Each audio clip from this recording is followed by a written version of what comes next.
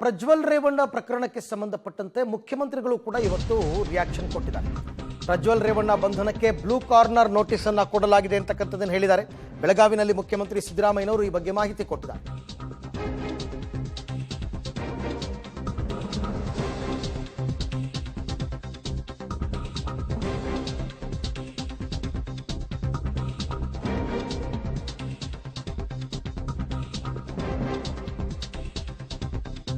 Video 4-5 ವರ್ಷಗಳ ಹಿಂದಿನದ್ದು ಅನ್ನೋದೆಲ್ಲ ಸುಳ್ಳು.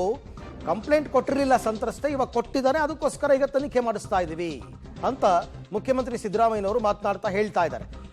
ಇತ್ತೀಚಿನ ವಿಡಿಯೋಗಳೇ ಅಂತಕ್ಕಂಥದ್ದು ಅವ್ರ ಲೆಕ್ಕಾಚಾರ. ಹಾಗಾಗಿ ಅದರ ಜೊತೆಗೆ ಇವಾಗ ಪ್ರಜ್ವಲ್ ರೇವಣ್ಣ ಹುಡುಕಾಟಕ್ಕೆ ಬ್ಲೂ ಕಾರ್ನರ್ ನೋಟಿಸ್ ಅನ್ನ ಕೂಡ ನಾವು ಇಶ್ಯೂ ಮಾಡಿದ್ದೀವಿ ಅಂತ ಮುಖ್ಯಮಂತ್ರಿಗಳ ಹೇಳಿಕೆ. ಹೊರದೇಶ ಕೊಟ್ಟೋಯ್ತೀನಿ ಅಂತ ಹೇಳಿದ್ರು.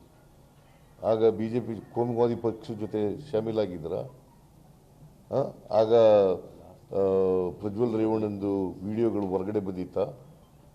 ಕಂಪ್ಲೇಂಟ್ ಕೊಟ್ಟಿದ್ದೀರ? ವಿಕ್ಟಿಮ್ ಕಂಪ್ಲೇಂಟ್ ಕೊಟ್ಟಿದ್ದೀರ? ಈಗ ಕಂಪ್ಲೇಂಟ್ ಕೊಟ್ಟಿದ್ದಾರೆ.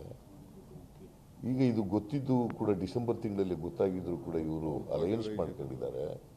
ಅಲಯನ್ಸ್ ಮಾಡ್ಕೊಂಡು ಅವ್ರನ್ನ ಗೊತ್ತಿದ್ದು ಕೂಡ ಪ್ರಜ್ವಲ್ ರೇವಣ್ಣನ ಕ್ಯಾಂಡಿಡೇಟ್ ಮಾಡಿದ್ರು ಕೂಡ ಒಪ್ಕೊಂಡಿದ್ದಾರೆ. ಇವರು ಅಮಿತ್ ಶಾ ಮತ್ತು ನರೇಂದ್ರ ಮೋದಿ ಒಪ್ಕೊಂಡಿದ್ದಾರೆ. ಅಮಿತ್ ಶಾ ಹೋಗಿ ಚುನಾವಣಾ ಪ್ರಚಾರ ಮಾಡಿದ್ದಾರೆ. ಇದಕ್ಕೇನು ಹೇಳ್ತಾರೆ? ಅದರಿಂದ ನಮಗೆ ಗೊತ್ತಿರಲಿಲ್ಲ.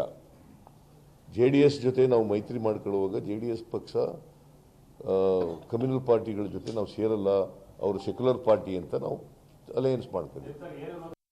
ಓಕೆ, ಅಂದರೆ ಮೋದಿ ಅಮಿತ್ ಶಾ ಅವರಿಗೆ ಎಲ್ಲ ಗೊತ್ತಿದ್ರು ಕೂಡ ಕ್ಯಾಂಡಿಡೇಟ್ ಮಾಡೋದಕ್ಕೂ ಒಪ್ಕೊಂಡ್ರು, ಹೋಗಿ ಪ್ರಚಾರನೂ ಮಾಡಿದ್ರು. ತಪ್ಪಲ್ವಾ ಇವ್ರು ಮಾಡಿದ್ದು ಅಂತಕ್ಕಂಥ ಮಾತು ಸಿದ್ದರಾಮಯ್ಯನವರು ಆಡ್ತಾ ಇರ್ತಕ್ಕಂಥದ್ದು.